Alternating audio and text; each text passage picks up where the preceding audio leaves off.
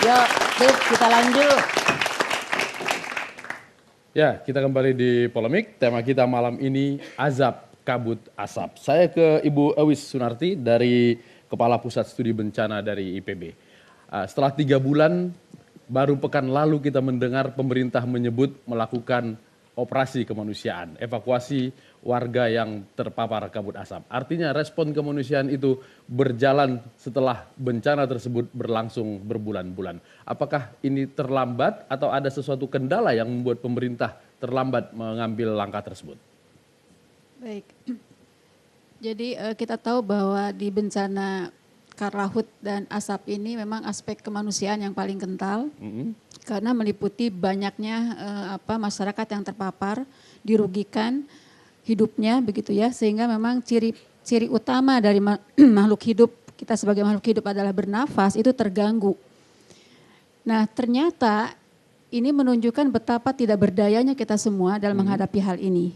Namun memang ketika kita melihat, ketika misalnya ada di gunung api, ketika ada warning bahwa suatu gunung itu akan meletus, itu dilakukan suatu upaya evakuasi kontingensi ya, besar-besaran supaya jangan sampai terkena, itu jelas. Tapi ketika di kabut asap ini, sekian lama baru mengambil keputusan, karena memang ada, nampaknya memang kita semua termasuk juga pemerintah sedang belajar bagaimana menangani yang tepat dalam hal aspek kemanusiaan dari bencana asap ini. Ada suatu risiko yang nampaknya tidak terukur tentang dampak dari asap. Apakah kita misalnya berharap esok lusa menjadi berhenti kebakaran itu? Nah itu sebetulnya kan sebetulnya bisa diestimasi, tapi nampaknya alat untuk estimasi itu tidak cukup untuk mengambil keputusan, sehingga memang dirasakan ada suatu keterlambatan di dalam penanganan aspek kemanusiaan, sehingga memakan korban dahulu baru dilakukan suatu evakuasi. Oke, dalam konsep penanganan korban bencana, apakah memang ada perbedaan penanganan untuk korban bencana alam dan korban bencana non alam seperti asap ini? Harusnya tidak ada, karena ancaman apapun, baik karena aspek alam maupun manusia sekalipun, harusnya adalah kita menjauhkan ancaman itu terhadap manusia atau memindahkan manusia dari ancaman itu, sehingga tidak akan jadi bencana kalau suatu ancaman itu tidak terkena manusia kan. Mau gunung meletus dimanapun kalau tidak terkena manusia itu bukan bencana namanya. Nah jadi supaya tidak jadi bencana bagaimana diminimalisir. Oleh karena itu mau penyebabnya apapun harusnya itu menjadi suatu hal yang penting bagaimana aspek kemanusiaan. Dan persoalan status bencana harusnya tidak menjadi suatu pertimbangan. Apakah dia bencana nasional, bencana daerah itu nomor kesekian. Ketika kita bisa melakukan apa yang terbaik oleh siapapun, lakukan evakuasi, lakukan penyelamatan kemanusiaan yang pertama. Ya. Karena toh dalam undang-undang sekalipun, walaupun misalnya PP-nya belum keluar tentang status bencana, ketika pemerintah daerah merasa tidak sanggup menangani suatu bencana, dia bisa minta tolong kok ke pusat. Dan saya lihat sekarang ini juga mekanisme sudah ada, sehingga bukan di situ persoalannya, tapi adalah soal ketepatan di dalam memprediksi dan pengambilan keputusan, ada kegalauan nampaknya di dalam penyelamatan aspek kemanusiaan ini. Oke, ketika daerah meminta bantuan pusat, apakah itu kemudian berarti bahwa skup bencana sudah diperluas dari regional menjadi nasional? Bisa jadi demikian soal kapasitas, karena ada daerah yang sebetulnya misalnya harusnya bencana itu bencana lokal, tapi kalau kapasitasnya tidak mampu, dia boleh minta tolong ke wilayah yang lebih tinggi, misalnya dari kabupaten ke provinsi. Kalau provinsi tidak mampu bisa ke nasional, karena kemampuan daerah kan beda-beda. Selama daerah itu sudah berusaha. Tapi yang tidak boleh adalah ketika sebetulnya daerah itu punya kapasitas, tapi ternyata tidak menunjukkan suatu kepedulian dan kemampuan untuk melakukan yang terbaik. Ini yang sebetulnya perlu diingat juga bahwa Riau itu kan kaya raya. Ya, tapi kenapa misalnya daerahnya kok sempat bahkan tidak terlalu menunjukkan suatu kemampuan untuk mengeluarkan dana yang memadai untuk penanganannya, sehingga memang bergantung kepada pusat. Nah ini juga menjadi catatan juga gitu. Untungnya mau, ketika rugi tidak mau ambil gitu Bu ya? Demikian nampaknya. Baik, saya ke Pak Arifin. Pak Arifin, setelah 3 bulan juga, baru tadi pagi ya, Pak Yusuf Kalla selaku Ketua PMI melepas relawan ke daerah. Apakah ini pengiriman relawan pertama atau sudah ada relawan sebelumnya? Kalau kita itu begitu kejadian, konsep PMI ini yang paling bawah itu adalah sebagai pelaku utama. memang mestinya yang di bagian bawah itu harus capable, harus kompeten. Ya. Nah, pada saat kapasitas mereka atau skala bencana itu beyond atau di luar dari kapasitas mereka, maka kita memberikan backup. Dan kita pusat memang tidak turun karena kita pantau saja. Kita bekerja 24 jam, relawan-relawan bekerja siang malam, jadi bukan berarti kita tidak bekerja. Jadi cuma memang masalahnya sangat rumit, beberapa tempat terkena dampak asap dan itu sangat rumit sekali dan sangat menyentuh kemanusiaan, sehingga yang kita lakukan tentu adalah distribusi masker, kemudian pelayanan kesehatan, kemudian penyediaan alat-alat bantu pernapasan ya, dan juga rumah singgah tentunya. Dan itu sudah kita lakukan. Tadi pagi itu adalah dalam rangka untuk memperkuat, karena memang beberapa daerah adalah minta tambahan masker, dan sampai terakhir ini kita sudah 700.000 lebih masker yang kita sudah distribusikan, dan kita akan tambah menjadi kurang lebih 1,5 jutaan gitu ya. Dan kita akan distribusikan secara merata. Artinya PMI secara diam-diam mengakui bahwa level bencana ini sudah nasional sehingga harus relawan dari pusat harus dikirim ke daerah. Kalau prinsip kita harus memilah kapan kita turun, kapan kita tidak. Ya. Karena kalau pusat selalu turun, itu berarti nanti yang di bawah ketergantungannya sangat tinggi dan dia tidak pintar-pintar. Atau dianggap seolah-olah tidak percaya pusat kepada daerah begitu ya? Oh iya, itu pasti, karena konsep kita adalah semakin yang di bawah itu semakin berdaya dan semakin mampu, tentu itu menjadi mereka lebih resilient, lebih punya ketahanan yang lebih bagus. Oke, tidak menunggu status bencana nasional dulu sampai kemudian relawan yang dari pusat dikirim ke daerah?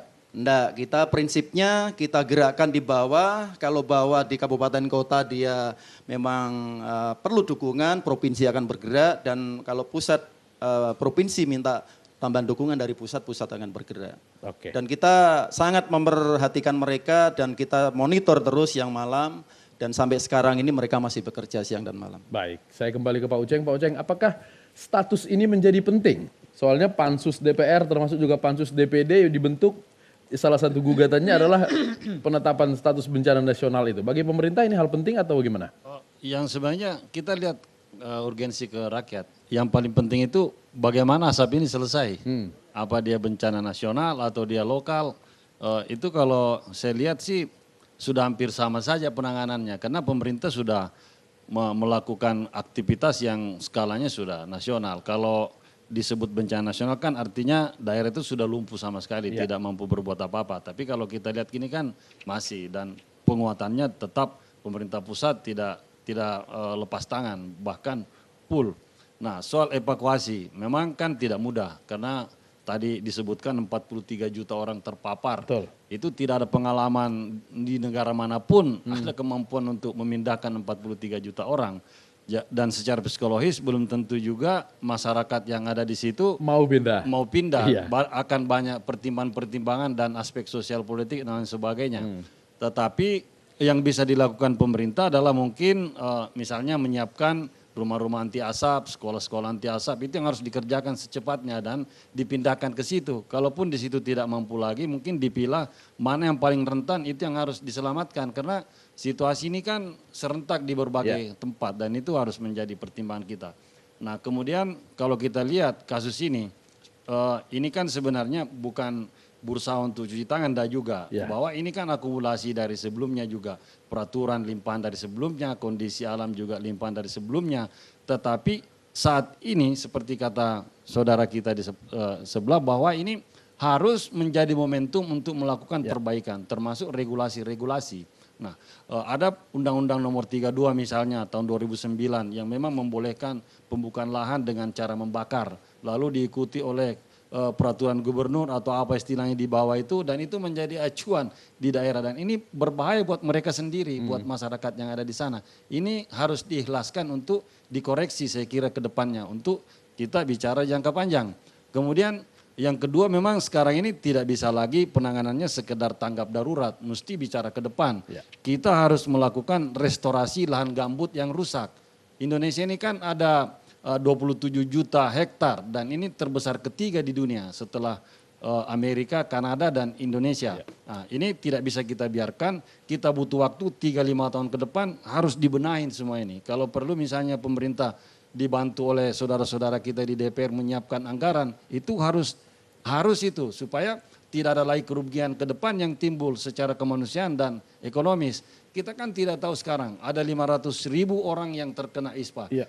Dalam ke depan itu kita tidak tahu kondisi paru-parunya dan ini harus ditangani secara serius oleh Departemen Kesehatan dan pemerintah pusat. Mesti kita bedah, menyisir satu-satu korban-korban ini. Baik. Jangan dia menjadi korban ke depan sehingga masyarakat kita menjadi lost generation. Ini bahaya buat bangsa ini. Oke. Bukan cuma merugikan daerah tetapi kita kehilangan generasi emas yang kita andalkan untuk ke depan. Baik, oke. Pak Eko, bagi Anda apakah soal penetapan status sebagai bencana nasional atau tidak itu menjadi hal penting? Iya, bahwa memang dengan status bencana ada kemudahan yang bisa digunakan. Ya. Oleh sebagian kalangan itu menjadi alat penting untuk bergerak. Tapi sebelumnya sebenarnya perlu mengingat kembali bahwa peluang menggunakan status itu juga bisa dibelokin ke hal-hal yang dalam bahasa Indonesia lebih tidak terkontrol dan itu repot. Nah, pada dasarnya masalah ini bisa dilakukan kalau kita punya rasa empati yang tinggi semuanya. Ada 3 hal yang sering kita lupa. Bahwa kejadian ini adalah menguji tingkat kerelawanan kita. Oke. Seberapa besar sih kita punya tingkat kerelawanan? Saya pikir di setiap level itu bisa melakukan tanpa harus nunggu status darurat. Yang kedua, bagaimana sebenarnya pengorganisasian dilakukan. Tidak harus nunggu status darurat nasional, di setiap level itu bisa dilakukan pengorganisasian. Syaratnya ada kerelawanan. Oke. Ya. Nah, tes ini yang tidak terjadi, yang belum terjadi. Jadi tidak ada alasan bahwa ini belum bencana nasional lalu kemudian kita tidak bergerak maksimal untuk mengatasi. Buat tidak ada saya alasan. nggak ada alasan. Oke. Pak Gafar, kenapa kemudian DPD dan DPR merasa penting untuk penetapan status bencana nasional itu? Kita kan punya hak 4 itu. Kalau DPD itu 4. Hak legislasi, hak anggaran, hak pengawasan, dan hak representasi. Nah, keempat hak ini akan kita gunakan untuk mensupport pihak eksekutif, presiden. Nah, maka presiden itu tidak bicara saja atas nama kepala pemerintahan, tapi dia juga bicara sebagai kepala negara. Kalau dia bicara sebagai kepala negara, semua komponen itu kan menjadi kewenangan dia. Nah, oleh karena itu kita mendudukan dengan pihak eksekutif, apakah ini bencana nasional atau tidak, tapi yang prinsip. Nah, oleh karena itu waktu kita pertemuan kemarin, BNPB dengan Menteri Lingkungan akan berjanji 1 bulan akan duduk membahas. Yang penting kita mendorong dan mendesak agar persoalan asap ini harus tuntas. Nah, kalau perlu kita kemarin bicara seperti bicara Pak Soekarno. Dalam proklamasi, dalam tempo yang saya singkat-singkatnya dengan cara yang seksama. Apakah harus tuntas itu harus bencana nasional? Nah, itu yang kita sampaikan. Harus yang tahu kan eksekutif. Kalau memang dia minta regulasi dirubah, kita regulasi, hak regulasi. Kalau perlu anggaran, kita ajukan anggaran bersama DPR. Kalau pengawasan, kita akan intensif pengawasan. Kalau pemerintah bilang tanpa status bencana nasional pun, anggaran tidak ada masalah Pak Uceng? Dengan status tanpa bencana nasional seperti sekarang? Kalau anggaran kan pasti nanti harus di persetujuan DPR ya. Dan kalau bicara jangka panjangnya, tadi saya sudah mulai menyinggung bahwa jangka panjang itu sangat penting. Jadi kalau misalnya ini mau dilakukan, terutama restorasi lahan itu, terutama gambut itu triliunan itu. Mungkin 10 triliun dibutuhkan untuk itu. Karena ini ada jutaan dan yang rusak juga jutaan dan itu mesti dibenahi supaya tidak berulang. Karena kalau cuma memadamkan saja, tahun depan bisa kebakar lagi. Oke, Pak Gafar, untuk bencana nasional yang dimaksudkan oleh DPD dan DPR itu apakah untuk restorasi ke depan atau untuk pemadaman saat ini? Dari 2 dimensi. Tapi karena ini eksekutif yang lebih tahu, aspirasi kita kan punya hak representasi. Aspirasi ini harus kita sampaikan. Nah, oleh karena itu kita berunding bersama dengan eksekutif. Nah, oleh karena itu eksekutif kemarin berjanji dalam tempo sebulan ini akan dapat dia merumuskan bentuk perpres seperti apa yang memang dapat mendorong, mendesak kecepatan dari eksekutif untuk penanganan asap ini. Itu tahap pertama. Tahap kedua, bagaimana persoalan asap ini tidak muncul lagi ke depan. Nah, dari 2 ini yang kita desak sehingga kita beri waktu kemarin kepada pihak eksekutif dia menjanjikan dalam waktu sebulan ini bentuk apa yang memang lebih efektif. Dan kita akan mewakafkan diri secara personal dan secara kelembagaan untuk 4 hak itu membantu dan mendorong eksekutif agar apa yang diharapkan rakyat itu bukan kerjanya yang kita ceritakan, tapi hasil kerjanya sekarang sampai sini, sekarang sampai di sini. Itu yang kita ingin dan kita memberikan pengawasan yang lebih efektif bersama-sama dengan eksekutif. Tidak ada unsur politis di balik daripada pembentukan pansus tersebut? Nah, politik itu sebenarnya kita jangan negatifkan. Justru politik itu adalah polisi yang akan membahagiakan. Jadi politik itu kan tujuannya 4. Ya. Mencerdaskan, mensejahterakan, melindungi, dan ikut kita mengangkat wibawa negara termasuk negara. Itu yang politik. Nah, oleh karena itu mohon kepada adik-adik mahasiswa, jangan politik itu dinegatifkan. Justru politik itu adalah mempositifkan agar eksekutif betul-betul bekerja dengan baik untuk rakyat. Dengan tujuan negara ini. Karena ini menyangkut melindungi. Nah, ini yang kita dorong dari DPD dan juga bersama DPR. Baik, oke. Coba Bang. Ya. Baik, memang Tif ada yang ironis di negara kita. Sebagaimana yang disampaikan oleh Ibu Eis, orang Sunda, kalau namanya Ibu Eis pasti orang Sunda. Ya. Tadi disampaikan ya kan, keterlambatan, betul? Tadi mengatakan Ibu keterlambatan. Ini sudah bertahun-tahun, Tif. 18 tahun sekarang. Kenapa sampai masih ada keterlambatan? Nanti kata Bapak, kenapa yang lain itu nanti bicarakan. Baik, kita berhenti sebentar.